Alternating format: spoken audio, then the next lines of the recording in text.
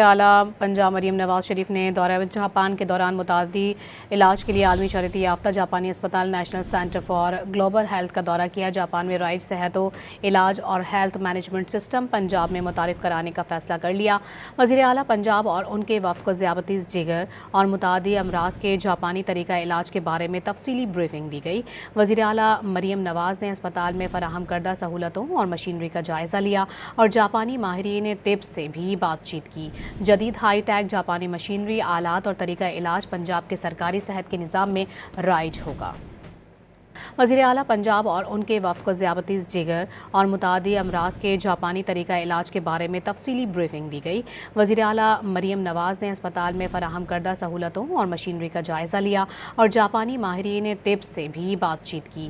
جدید high tech جاپانی machinery, آلات اور طریقہ علاج پنجاب کے سرکاری صحت کے نظام میں رائج ہوگا۔